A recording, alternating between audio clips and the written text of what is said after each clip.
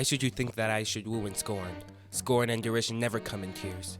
Look, when I vow, I weep, and vows so born, in their nativity all truth appears.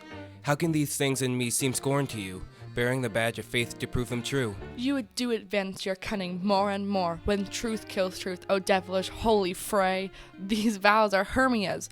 Will you give her over? Weigh oath with oath, and you will weigh nothing.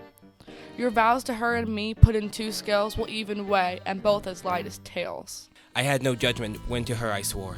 Nor none in my mind, now you give her over. Demetrius loves her, and he loves not you.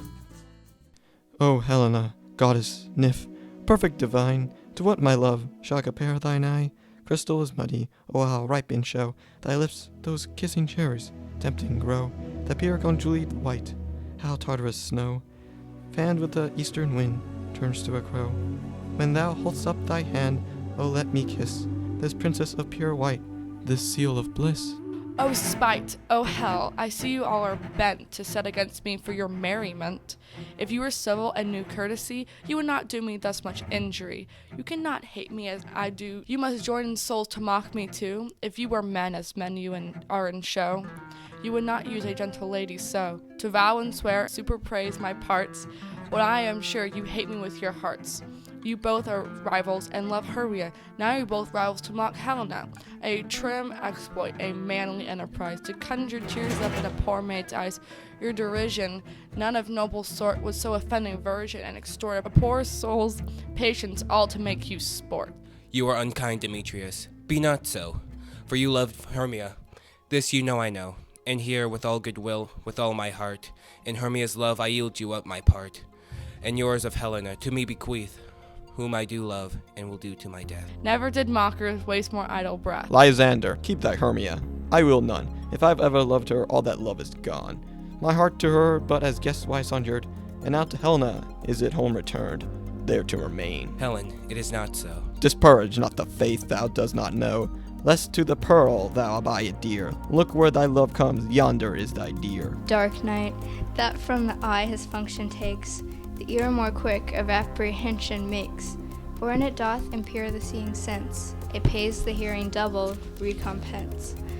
Thou art not by mine eye, Lysander, found, mine ear, I thank it, brought me to thy sound. But why unkindly didst thou leave me so? Why should he stay, whom love doth press to go? What love could press Lysander from my side? Lysander's love, that would not let him bide. Fair Helena, who more engilds the night than all yon fiery O's and eyes of light. Why seekest thou me? Could not this make thee know? The hate I bear thee made me love thee so. You speak not as you think. It cannot be. Lo, she is one of this confederacy. Now I perceive they have conjoined all 3 to fashion this false sport in spite of me. Injurious Hermia, most ungrateful maid, you have conspired. Have you with this contrived to bait me with this foul derision? Is all the counsel that we 2 have shared, these sister vows, the hours we have spent, when we have chid the hasty-footed time for parting us? Oh, is all forgotten, all school days, friendships, childhood innocence? We Hermia are like 2 artificial gods. We have our needles created both one flower, both on one sampler, sitting on one cushion, both warbling on one song, both in one key, as if our hands, our sides, voices, and minds had been incorporated.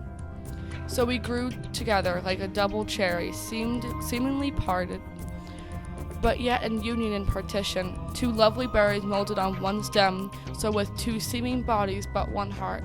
2 of the first, like coats and hildery, due but to one and crowned with one crest. And will you rend our ancient love asunder to join with men in scorning your poor friend? It is not friendly, 'tis not maidenly. Our sex as well as I may chide you for it, though I alone do feel the injury. I am amazed at your words. I scorn you not. It seems that you scorn me.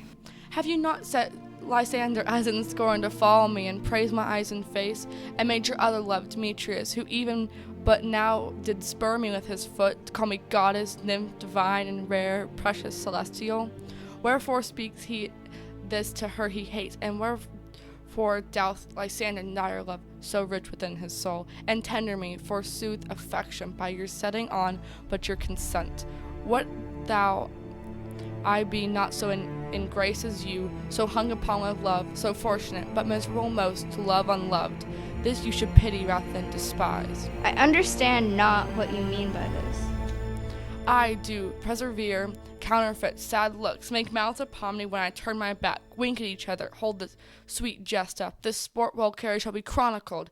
If you have any pity, grace, or manners, you would not make me such an argument. To fare you well, 'tis partingly my own fault, with death or absence soon shall remedy. Stay gentle, Helena. Hear my excuse, my love, my life, my soul, fair. Oh, excellent. Sweet, do not scorn her so. If she cannot entreat, I can compel. Thou canst compel no more than she entreat. Thy threats have no more strength than her weak prayers. Helen, I love thee. By my life I do. I swear by that which I will lose for thee, to prove him false, that says I love thee not. I say I love thee more than he can do. If thou say so, withdraw and prove it true. Quick, come. Lysander, whereto tends all this? Away, No, you. no, he'll seem to break loose. Take on as you would follow, but yet come not. You are a tamed man, go! Hang off, thou cat, thou vile thing, let loose, or I will shake thee from me like a serpent. Why are you grown so rude? What change is this, sweet love? Thy love? Oh, out, tawny Tartar, out! Out, loathed medicine, oh, hated potion, hence. Do not jest. You sooth, and so do you. Demetrius, I will keep my word with thee. I would, I had your bond, for I perceive a weak bond holds you. I'll not trust your word. What? Should I hurt her, strike her, kill her dead? Although I hate her, I'll not harm her so. What? Can you do me greater harm than hate? Hate me? Wherefore? Oh me, what news, my love? Am I not Hermia? Are you not Lysander? I am as fair as I was erewhile. Since night you loved me, since you left me. Why then, you left me. Oh, the gods forbid. In earnest, shall I say? I, by my life, and never did desire to see thee more. Therefore be out of hope, of question, of doubt. Be certain, nothing truer, 'tis no jest, that I do hate thee and love Helena. Oh me, to Helena, you juggler, you canker blossom, you thief of love. What, have you come by night and stolen my love's heart from him? Fine, I faith. Have you no modesty, no maiden shame, no touch of bashfulness? What will you tear impatient answers from my gentle tongue? Fee, you counterfeit, you puppet, you. Puppet? Why so? Aye, that way goes the game. Now I perceive that she hath made compare. Between our statues she hath urged her height, and with her personage, her tall personage, her height, forsooth, she hath prevailed with him. And are you grown so high in his esteem, because I am so dwarfish and so low? How low am I, thou painted maypole? Speak. How low am I? I am not yet so low, but that my eyes can reach unto thine eyes. I pray you, though you mock me, gentlemen, let her not hurt me. I was never cursed. I have no gift at all of truishness. I am a right maid for my cowardice. Let her not strike me, you perhaps may think, because she is something lower than myself, that I can match her. Lower? Hark, again. Good Hermia, do not be so bitter with me. I evermore did love you, Hermia. Did you ever keep your counsels, never wronged you, save that in love upon Demetrius? I told him of yourself into the woods. He followed me, for love I followed him. But he has chid me hence, and threatened me, to strike me, spurned me, nay, to kill me too. And now so you will let me quiet go to Athens while I bear my folly back, and follow you no further. Let me go. You see how simple and how fond I am? Why, get you gone. Who is it that hinders you? A foolish heart that I leave here behind. What, with Lysander? With Demetrius. Be not afraid. She shall not harm thee, Helena. No, sir, she shall not, though you can take her part. Oh, when she is angry, she is keen and shrewd. She was a vixen when she went to school, and though she be but little, she is fierce. Little again? Nothing but low and little? Why will you suffer her to flout me thus? Let me come to her. Get you gone, you dwarf. You minimus hindering not grass maid. You bead, you acorn. You are too officious. In her behalf that scorns your services, let her alone. Speak not of Helena, take not her part, for thou dost intend never so little show of love to her, thou shalt buy it. Now she holds me not. Now follow if thou darest to try who's right, of thine or mine, in most in Helen. Follow? Nay, I'll go with thee, cheek by jowl. You, mistress, all this coil is long of you.